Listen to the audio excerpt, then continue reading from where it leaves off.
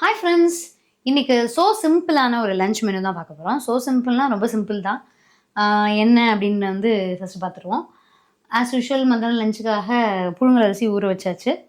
ஒரு 10-15 நிமிஷமாக ஊறிட்டுருக்கு. Main dish என்னென்னா வெண்டைக்காய் புளிக்குழம்பு. அதுக்கு நல்ல பெஸ்ட்டு காம்பினேஷனாக இருக்கக்கூடிய முட்டைக்கோசு, பாசிப்பருப்பு போட்ட கூட்டு, தேங்காய் போட்ட கூட்டு. சரி, ஓகே, இது நம்ம டேஸ்டியாக இருக்கும் அப்படின்னு நம்மளோட இந்த பேபிகார்ன் இருக்கு இல்லையா, பேபிகார்ன் பொரியல் பண்ணிக்கலாம். குட்டி குட்டி சின்ன சின்ன பீஸாக நறுக்கி கொஞ்சம் லைட்டாக எண்ணெய் கூட விட்டு. அதுதான் பெஸ்ட் காம்பினேஷனாக இருக்கும் சார். ரெண்டுமே நல்லா தான் இருக்கும். அந்த ப்ரோட்டீன் இல்லாததுக்காக நம்ம ஒரு கூட்டு வச்சுக்கலாம் அப்படின்னு சொல்லிட்டு.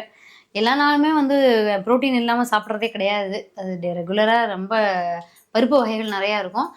அதை மிஸ் பண்ணவும் முடிய மாட்டேங்குது. அந்த டேஸ்ட் எங்களுக்கு அப்படியே பழகி போச்சு, அது இல்லாமல் முடியல. அதனால் இப்போது வெண்டைக்காய் காரக்குழம்புக்கு புளிக்குழம்புக்கு தொட்டுக்கிறதுக்கு முட்டைக்கோஸ் பாசிப்பருப்பு கூட்டு பண்ணிக்கலாம்னு சொல்லிட்டு. இப்போ முதல்ல ஆஸ் யூஷுவல் எப்போதும் போல் நம்ம என்ன பண்ணிக்கலாம்னா, சாப்பாடை லஞ்சுக்கு குக்கரில் வச்சுருவோம். வச்சுட்டு முட்டைக்கோசு கூட்டுக்கு ரெடி பண்ணிக்கலாம். ஏன்னா நம்ம பாசிப்பருப்பு போட்டு வேக விடுவோம். அதனால் பாசிப்பருப்பு கொஞ்சம் லைட்டாக குக்கர்லேயே கொஞ்சம் தண்ணி விட்டு ஊற வச்சுக்கலாம். அப்புறம் முட்டைக்கோசை நறுக்க ஆரம்பிச்சிடலாம். சாப்பாடை வேக வச்சிடலாம். ரைஸை நிறுத்தியாச்சு. சிம்மில் வச்சு ஒரு 10 நிமிஷம் கழிச்சு. இப்போ நான் சொன்ன மாதிரி இந்த பாசிப்பருப்பு ஒரு அரை கப் அளவுக்கு பாசிப்பருப்பை நல்லா களைஞ்சிட்டு குக்கர்லேயே ஊற போட்டேன். அது ஒரு 10 நிமிஷமாக ஊறிட்டுருக்கு. அதுக்குள்ளே நான் முட்டைக்கோசை நறுக்கியாச்சு. நான் முட்டைக்கோசோட அளவு ஒரு பாதி முட்டைக்கோசை நல்ல பெருசில் பாதி தான் யூஸ் பண்ணியிருக்கேன். ஒரு நல்ல பழுத்த நாட்டு தக்காளி. ஸோ இது ரெண்டையும் இதில் போட்டுடலாம். உப்பு போட வேண்டியது எப்போதுமே நம்ம பருப்பு வேக வைக்கும்போது, இந்த மாதிரி காய்கறியோடு வேக வைக்கும்போது ஃபஸ்ட்டு உப்பு போட மாட்டேன் நான். ஏன்னா சில சமயம் பருப்பு அப்படியே முடிச்சுட்டு நின்றோம். அதனால் வெறும் மஞ்சள் பொடி மட்டும் போட்டுக்கலாம். போட்டு இந்த கூட்டை ஃபஸ்ட்டு வேக வச்சுக்குவோம். சிம்மில் ஹை ஃப்ளேமில் ஒரு 2 விசில் விட்டுட்டு சிம்மில் ஒரு 5 மினிட்ஸ் அப்படியே வச்சுருந்தோம் அப்படின்னா நல்லா சூப்பராக நல்லா அழகாக வெந்துடும். அது ரொம்பவும் குழஞ்சிடாது, அதே சமயத்தில் முடிச்சிட்டும் இருக்காது. நல்லா பதமாக மலர கூட்டு டேஸ்ட்டாக இருக்கும். தேங்காய் மட்டும் அரைச்சி விட்டா போதும். அதுக்கப்புறம் அடுத்து நம்ம பண்ண வேண்டியது என்ன அப்படின்னா, இந்த ஸ்வீட் கார்ன் பேபிகார்ன் நல்லா வாஷ் பண்ணிவிட்டு ரவுண்டாக மெல்லிஸாக நறுக்கிக்கலாம். இது நிறைய டைப் இருக்குது. பெப்பர் போட்டு பண்ணுறது, கொஞ்சம் லைட்டாக இஞ்சி பூண்டு எல்லாம் விட்டு அதில் பண்ணுறது. இப்போ நான் நார்மலாக கொஞ்சம் கூடவே எண்ணெய் விட்டு தான் அதை வதக்க போகிறேன். டேஸ்ட்டு நல்லா சூப்பராக இருக்கும். கொஞ்சம் ஒரு அசட்டு தித்திப்போடு இருக்கும். அந்த தித்திப்பு பிடிச்சவங்களுக்கு இந்த பொரியல் நல்லாயிருக்கும். இல்லைன்னா நீங்கள் ஃப்ரை மாதிரி கூட பண்ணிக்கலாம், அது நம்மளோட இஷ்டம். ஸோ இப்போ நம்ம வாஷ் பண்ணிவிட்டு இது நல்லா குட்டி குட்டி ரவுண்டாக நறுக்கி ரெடியாக எடுத்து வச்சுருவோம். இப்போ நம்ம பேபிகார்னுக்காக வானலியில் எண்ணெய் விட்டு கடுகு பொரிய விட்ருக்கேன். கடுகு பொரிஞ்சதுக்கப்புறம் கருவேப்பிலை, பெருங்காயம் மட்டும் போட்டுக்கலாம். ஸோ இப்போ பார்த்தீங்க அப்படின்னா அந்த ஒரு செட்டு, அதாவது அந்த கரெக்டாக முத்துக்கள் வர ஆரம்பிக்கும் இல்லைங்களா, அப்போ தான் முளைக்க ஆரம்பிச்சிருக்கு. ஸோ அந்த மாதிரி அந்த ஒரு செட்டை மட்டும் இருக்கிற மாதிரி குட்டி குட்டி பீஸாக ரவுண்டாக நறுக்கியாச்சு. இப்போ நல்லா எண்ணெய் காஞ்சதுக்கப்புறமா அதை போட்டுடலாம். இப்போ இங்கே நமக்கு கூட்டு ஒரு ஹை ஃப்ளேமில் 2 சவுண்டு வந்ததுக்கப்புறமா சிம்மில் வச்சு ஒரு 5 மினிட்ஸ் கழிச்சு ஆஃப் பண்ணிட்டேன். இன்னும் ப்ரெஷர் போகலை. போனதுக்கப்புறமா நம்ம ஓப்பன் பண்ணிக்கலாம். முட்டைக்கோஸ் கூட்டு ரெடி ஆகிடும். அப்புறம் அது கூட நம்ம தேங்காய் அரைச்சி விடணும். தேங்காய் அரைச்சி விடும்போது அதில் என்னென்னலாம் சேர்க்கணும் அப்படின்னு சொல்லிடலாம். பொதுவாக ஜென்ரலாக பார்க்குறவங்க எப்போதுமே பார்க்குறவங்க ஒரு டைப் இருப்பாங்க. அவங்களுக்கு நம்மளுடைய இது எப்படின்னு தெரியும், நான் என்ன இன்க்ரீடியன்ட் சேர்ப்பேன் அப்படின்னு சொல்லிட்டு. பட் நிறைய பேர் புதுசாக வரும்பொழுது என்ன நீங்கள் சேர்க்குறீங்க, திடீர்னு டக்குன்னு செஞ்சு முடிச்சிட்டிங்க அப்படின்னு கேட்பாங்க. அதுவும் பிகினர்ஸாக இருந்தால் நிறைய விஷயங்கள் அவங்களுக்கு சொன்னால் தான் புரியும். அதனால தான் இடையில நிறைய விஷயங்கள் பேசுகிற மாதிரி இருக்கும். அதில் ஒரு சிலர் சும்மா தொண்ணு பேசிட்டே இருக்கீங்க, சட்டுப்புட்டுன்னு பேச மாட்டீங்களா அப்படின்னு சொல்லுவாங்க. பட் அது எல்லாருக்குமே அது செட் ஆகாது. கொஞ்சம் பேருக்கு, கொஞ்சம் ஒரு சிலர் புதுசாக இப்போ வராங்க அப்படின்னா அவங்களுக்கு கொஞ்சம் டீட்டெயிலாக சொன்னால் தானே புரியும். அப்போ நம்ம கொஞ்சம் நிறையா தான் பேசுகிற மாதிரி இருக்கும். ஸோ இப்போ கடுகு பொரிஞ்சோன்னே சுஷல் எப்போதும் போல் நான் சொன்ன மாதிரி கருவேப்பிலை, பெருங்காயம் போட்டு அந்த பேபிகார்னை அதில் சேர்த்துடலாம். பேபிகார்னில் லைட்டாக மஞ்சள் பொடி, உப்பு மட்டும் போட்டு லைட்டாக பரட்டி வச்சுருக்கேன். இது பாட்டுக்கு இன்னும் அப்படியே சிம்லேயே இருக்கட்டும். ஃபைனலாக நம்ம இறக்குறதுக்கு ஒரு 5 நிமிஷம் இருக்கும்போது நீங்கள் உங்களுக்கு எந்த மாதிரி மிளகா பொடி வேணுமா, காஷ்மீரி சில்லி பவுடரோ இல்லை நார்மல் மிளகா பொடியோ எவ்வளோ காரத்துக்கு ஏற்ற மாதிரி போட்டுக்கலாம்.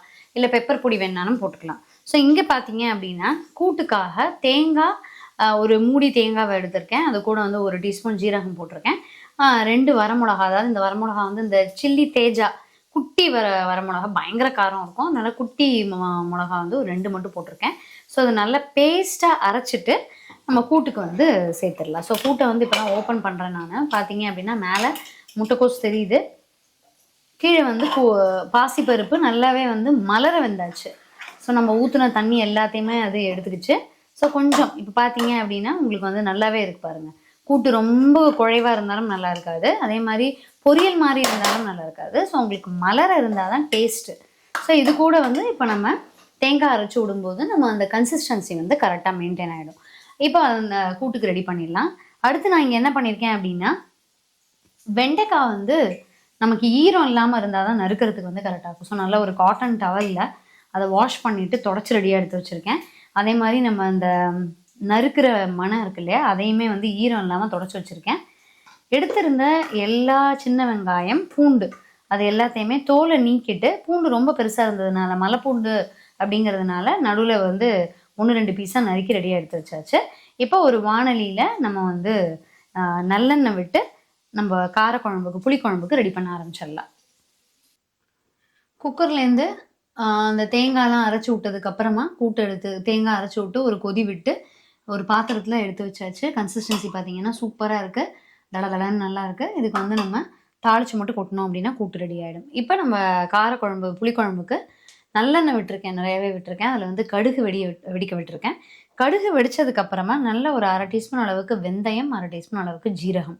அந்த வெந்தய வாசனை வந்து நல்லா இருக்கணும். நல்லெண்ணெயில் கொஞ்சம் கூட வெந்தயம் போட்டு வெடிக்க விட்டோம் அப்படின்னா அந்த குழம்பு வந்து ரொம்பவே சூப்பராக இருக்கும். அதனால் வெந்தயம் கொஞ்சம் கூட எடுத்து செஞ்சோம் அப்படின்னா அந்த குழம்புக்கு வந்து அவ்வளோ ஒரு வாசனையும் டேஸ்ட்டும் கிடைக்கும்.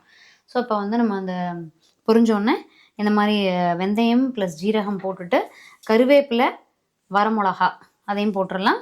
நல்ல கொஞ்சம் கூடவே வந்து பெருங்காய பொடியும் போட்டுடலாம்.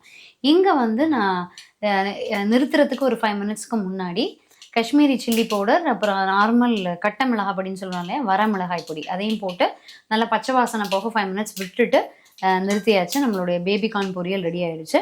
ஸோ கடுகு வெடிச்சாச்சு, வெந்தயம் ஜீரகம் போட்டாச்சு. நல்லா கோல்டனாக வந்தோடனே நம்ம வந்து வரமிளகா கருவேப்பிலையும் போட்டாச்சு. இப்போ நீங்கள் வந்து பெருங்காயம் பார்த்தீங்க அப்படின்னா நல்லாவே போடுறேன் நான். அதுக்கப்புறம் நம்ம இங்கே வச்சுருக்கக்கூடிய பூண்டு, சின்ன வெங்காயம் இது நல்லாவே வதங்கட்டும். வதங்கினதுக்கப்புறம் வெண்டைக்காவை சேர்த்துக்கலாம். புளிக்குழம்பு அதாவது காரக்குழம்புக்கு வந்து சின்ன வெங்காயம், பூண்டு, வெண்டைக்காவையும் போட்டாச்சு. வெண்டைக்காயெல்லாம் பார்த்தீங்க அப்படின்னா அப்படியே அந்த தோலோட நிறமே லைட்டாக மாறிடுச்சு. இந்த ஸ்டேஜில் நல்லா பொடி பொடியாக நறுக்கி இருக்கக்கூடிய 2 நாட்டு தக்காளி, நல்ல பழுத்த நாட்டு தக்காளி சேர்த்துருவோம். தக்காளி புளிப்புக்கு போக நம்ம வந்து புளி விட்டுக்கலாம். ஸோ இது நல்ல கரையை வதங்கணும். இப்போதைக்கு தண்ணி விட வேண்டிய அவசியம் இல்லை. தக்காளி வந்து அந்த எண்ணெயில் கூட இருக்கக்கூடிய வெங்காயம், பூண்டு எல்லாமா சேர்ந்து நல்லாவே வதங்கட்டும். பக்கத்துலேயே இருக்கும்போது கூட நீங்கள் வந்து கொஞ்சம் ஹை ஃப்ளேமில் வச்சு கிளறி விட்டுக்கலாம். அதான் தக்காளி நல்லா வதங்கினதுக்கு அப்புறமா நம்ம புளி தண்ணி எல்லாமே விட்டுக்கலாம். தக்காளி பார்த்தீங்கன்னா நல்லா கரையை வதங்கிடுச்சு. இந்த ஸ்டேஜில் இது கூட வந்து சாம்பார் பொடி காரத்துக்கு ஏற்ற மாதிரி நம்ம போட்டுக்கலாம். நான் வந்து ஒரு 1.5 டீஸ்பூன் அளவுக்கு சாம்பார் பொடி போட்டுக்கிறேன். நல்லாவே ஒரு 2-3 டீஸ்பூன் அளவுக்கு கொத்தமல்லி பொடி சேர்த்துக்கலாம். நல்லா ஃபுல்லாக 2 போட்டிருக்கேன். தேவையான அளவுக்கு உப்பு, மஞ்சள் பொடி ஆல்ரெடி போட்டாச்சு. இப்போ தண்ணி, புளி தண்ணி எல்லாத்தையும் விட்டுக்கலாம். காஷ்மீரி சில்லி பவுடரும் இதில் ஒரு 3/4 டீஸ்பூன் அளவுக்கு சேர்த்துக்கலாம். காரக்குழம்பு அதாவது புளிக்குழம்பு வந்து நல்லா திக்காயிடுச்சு. அந்த ஓரங்களில் பார்த்தீங்க அப்படின்னா எண்ணெய் வந்து பிரிஞ்சு வர ஆரம்பிச்சிருச்சு. ஸோ இப்போ எடுத்து காமிக்கிறேன் பாருங்கள், நல்ல திக்னஸ் கிடச்சாச்சு. இந்த ஸ்டேஜில் வந்து இது நம்ம ஆஃப் பண்ணிடலாம். இதுதான் இப்படி இருந்தால் தான் நமக்கு ஊற்றி சாப்பிட்றதுக்கு நல்லாயிருக்கும். நல்ல அப்படியே அந்த வெந்தய வாசனை சூப்பராக அடிக்குது. ஸோ இதை ஆஃப் பண்ணிடலாம். ஸோ இங்கே அந்த முட்டைக்கோஸ் கூட்டுக்கு வந்து தாளிச்சு கொட்டியாச்சு. நான் நார்மல் கடுகு, கருவேப்பிலை, பெருங்காயம் மட்டும் தாளிச்சு கொட்டியிருக்கேன். ரைஸ் நல்லா சூடாகவே இருக்கும். இன்னொன்று, நம்ம இந்த மாதிரி காரக்குழம்பு வைக்கும்போது ரொம்ப குழஞ்ச மாதிரி சாப்பாடு இருந்ததுன்னா குழம்பும் அதுவும் சேராது. கொஞ்சம் உதிராக இருந்தால் தான் சாப்பாடு வந்து நல்லாயிருக்கும். அதே மாதிரி நம்மளுடைய பேபிகார்ன் பொரியலும் ரெடி ஆகிடுச்சு. நீங்களும் இந்த ரெசிபியை வந்து கொஞ்சம் ட்ரை பண்ணி பாருங்கள். மேக்ஸிமம் இது செய்கிறதுக்கு வந்து ஒரு 40-45 நிமிஷம் தான் ஆகும். ட்ரை பண்ணி பார்த்துட்டு எப்படி இருந்ததுன்னு சொல்லுங்கள். இன்னும் ஒரு நல்ல அருமையான வீடியோவில் சந்திக்கலாம். தேங்க்யூ.